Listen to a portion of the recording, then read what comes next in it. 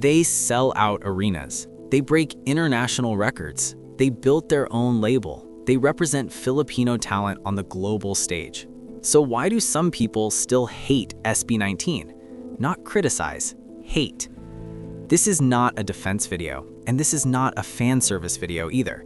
This is an honest breakdown of why success sometimes creates resistance and why SB19 more than most became a target of it. Because whether you support them or not, one thing is true. The louder they grew, the louder the backlash became.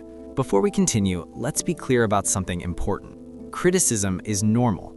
Not everyone has to like SB19. Music is subjective, taste is personal, but criticism and hate are not the same thing. Criticism talks about music, performance, direction. Hate attacks identity, culture, or existence, and that difference matters. Now, let's break this down logically. They're just copying K-pop. This is the most common argument. They're copying Korean idols. They're just a Filipino version of K-pop. They don't have originality. On the surface, it sounds simple, but let's look deeper. SB19 trained under a Korean-style system. Yes, that's true, but training systems are not culture. They are structure. Using a basketball training method doesn't make you American. Using a European fashion style doesn't erase Filipino identity. SB19 didn't copy language. They didn't copy cultural narratives. They didn't abandon Filipino themes. They sing in Filipino. They talk about Filipino family values. They represent Filipino struggles and pride. They adopted a system and then localized it. Global pop music is no longer owned by one country. And here's the uncomfortable truth. Sometimes the accusation of copying is just discomfort with seeing Filipinos compete globally. 2. Colonial mentality and internal doubt. This part is sensitive, but necessary. For many years, Filipino artists were expected to succeed locally. Global recognition felt distant, almost unrealistic. When SB19 started charting internationally, performing abroad, and competing with global names, something shifted.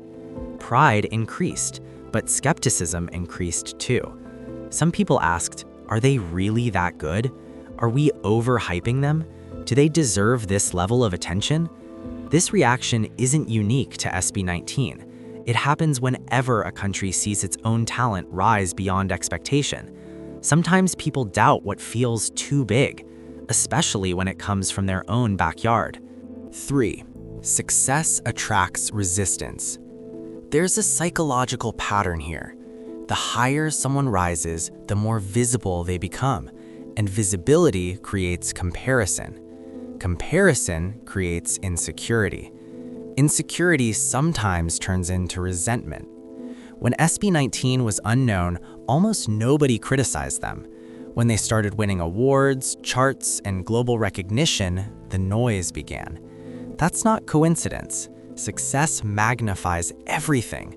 For every fan gained, there will be someone who feels left out, annoyed, or simply tired of seeing the same name everywhere. And in the social media age, annoyance travels fast. 4. Fandom power creates pushback. A10 is one of the most organized fandoms in Asia. They dominate polls, they win voting contests, they trend hashtags globally.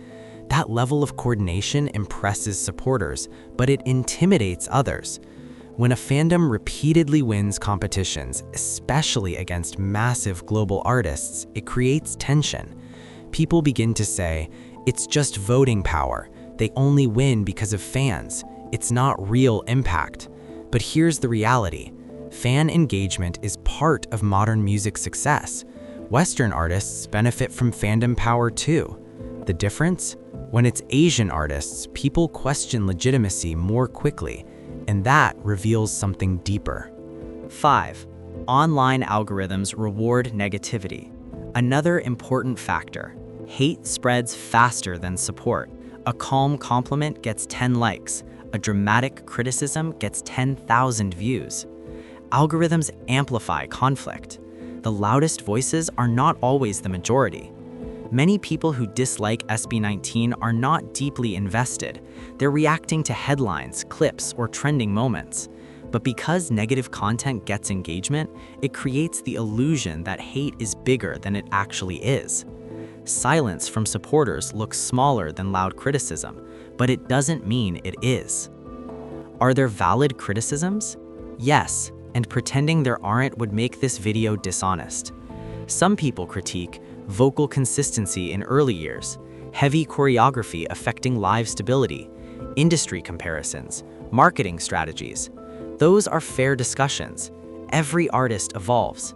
SB19 themselves have improved significantly over time, vocally, musically, and in production quality.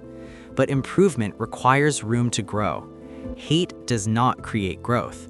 Constructive criticism does, and SB19 have shown repeatedly that they listen. 7. The independent move changed everything.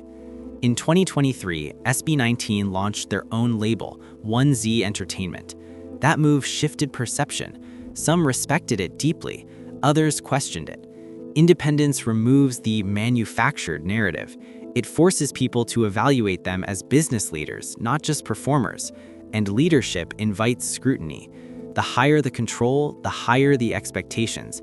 And when expectations grow, criticism grows with it. 8. The cultural shift. SB19 is not just a pop group, they represent a turning point for Ppop. Before them, global-scale chart achievements from Filipino idol groups were rare. They helped normalize the idea that Filipino artists can compete internationally without abandoning identity. That kind of shift disrupts old expectations, and disruption always faces resistance, not because it's wrong, but because it's new. 9. The real question. So maybe the question isn't, why do people hate SB19? Maybe the better question is, why does their success challenge certain expectations? Why does a Filipino group competing globally feel uncomfortable to some? Why does strong fandom organization feel threatening? Why does growth invite doubt? Because success changes narratives, and not everyone adjusts at the same speed. 10. What history shows. If SB19 were just hype, they would have faded. Trends disappear, hype collapses, but consistency survives. Years of music releases, years of sold-out shows, years of fan loyalty, years of evolving sound. That isn't temporary noise, that is sustainability. And sustainability doesn't happen by accident. You don't have to love SB19. You don't have to stream their music. You don't have to agree with every artistic choice. But dismissing their journey doesn't erase it, and hating them doesn't slow it down. Because whether someone supports them or criticizes them, the impact is already written. The conversation itself proves relevance, and relevance is earned. In the end, this isn't just about SB19. It's about how we react to success, how we handle growth, and how we respond when our own country produces something that stands on a global stage. Maybe the real maturity is learning the difference between dislike and disrespect, between critique and dismissal, between noise and impact. SB19 will continue to grow. Supporters will continue to support. Critics will continue to critique, and history will decide what truly mattered. If you want more stories like this, subscribe to StarFiles now so our next video can reach you again. Thank you for watching.